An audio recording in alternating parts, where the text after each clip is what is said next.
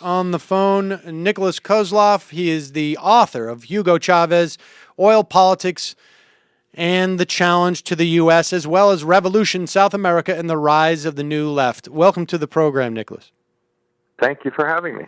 So give us I got to say about Hugo Chavez that he is one of the most controversial figures. Obviously in the context of broader American politics, but even on the left, there has always been, it seems to me, a real polarity of opinion about this man.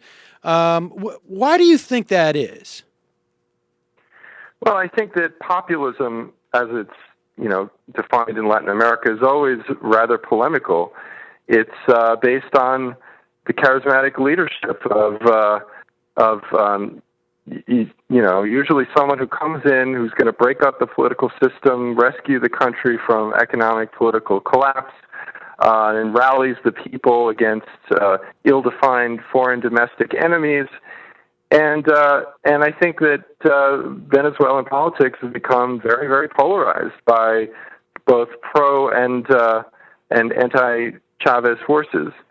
I would like to stick out a kind of a third position, which is not too common, but I think that there is a place for a more reasoned, reflective perspective on Chavez and his rule, which while admitting that Chavez has accomplished a lot through his social and economic policies, is nevertheless a little bit critical of his populist style of leadership, which I think is, you can rally people for short-term political gains through populism and accomplish a lot.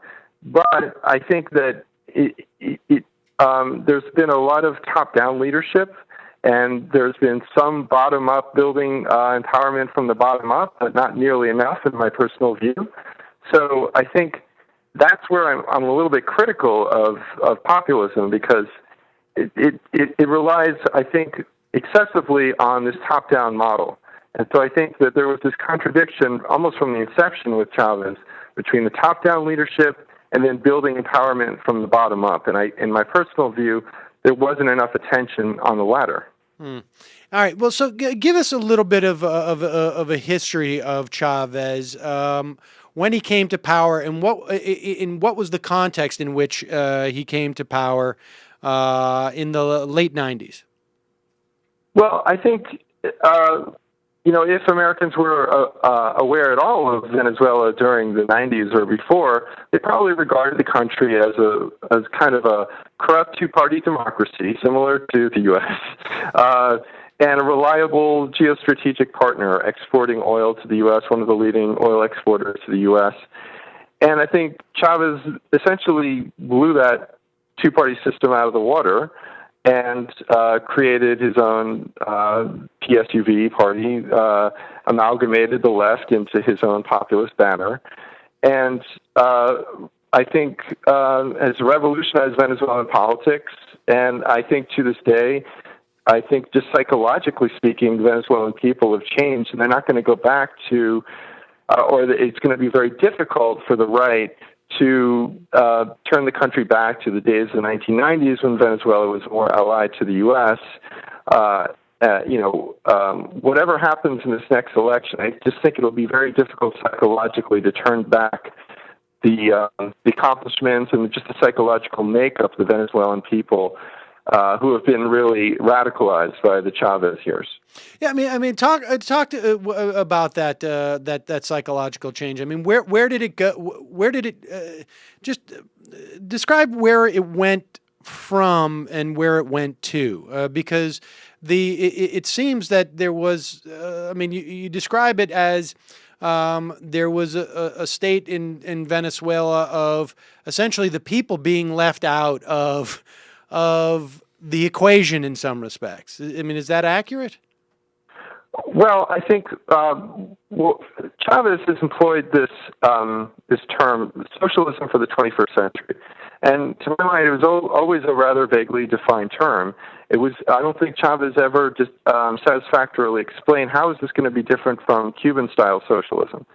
And so there were a number of innovative measures that Chavez instituted, which I would have liked to have seen deepened to an even greater extent. And I'll give you a couple of examples. Very few people are aware that Venezuela has one of the most vibrant economic systems of economic cooperatives in the world. And I'm not saying that the economic cooperatives are perfect. Sometimes there's mismanagement, there's corruption, there might be cronyism. But nevertheless, I think it's worth looking into economic cooperatives, particularly in light of the 2008 financial collapse. Workers are looking for alternatives, and there is a kind of a crisis of the capitalist state in Europe and also the United States right now. So in some ways, Chavez was a throwback in terms of some of his politics, but in other ways, in other respects, I think he was quite innovative. For example, with the economic cooperatives, like I say, but also with, say, the communal councils, which were designed to empower local communities. And you had communities actually taking charge of their own budgets, which is actually a pretty radical idea. So it would be like no longer is the city council, the state government, or even the federal government deciding on the budgetary matters. The community itself decides, and that is the inherently radical idea. And I think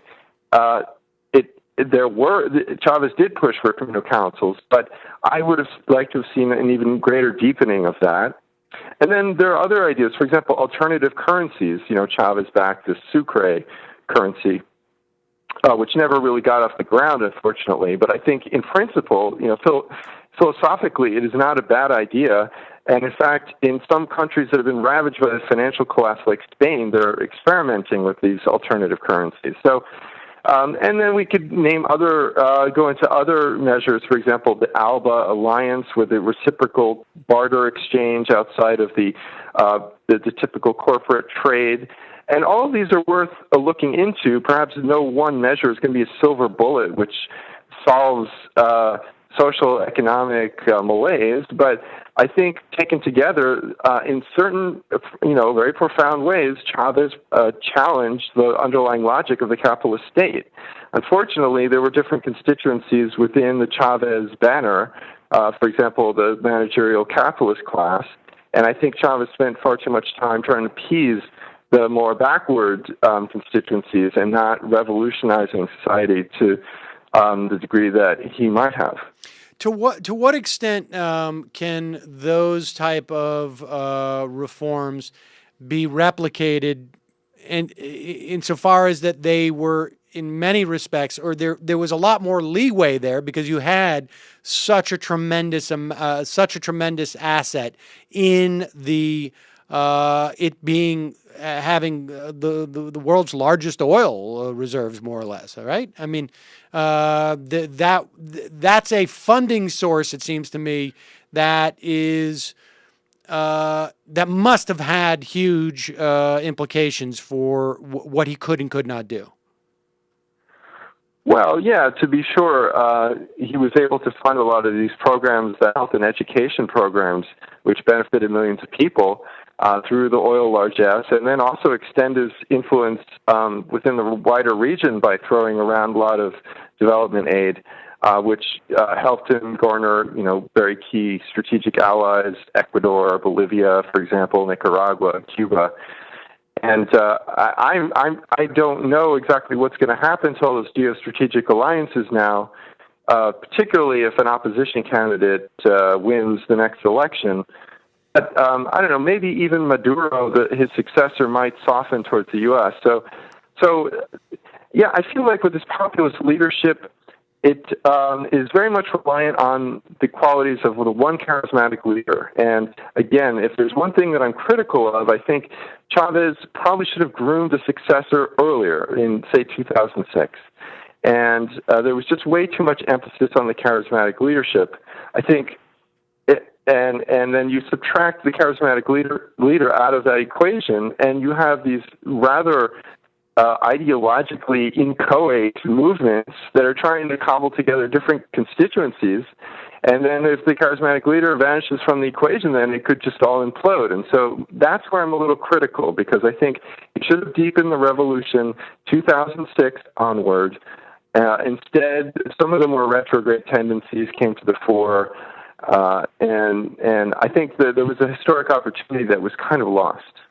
Interesting. And, it occurs to me that I don't know that there's ever been a time, at least in my lifetime, where the United States seems to have less influence and frankly, less interest in some respects in what's going on in Latin and Central America, for better or for worse. And I would argue in some instances it's probably both.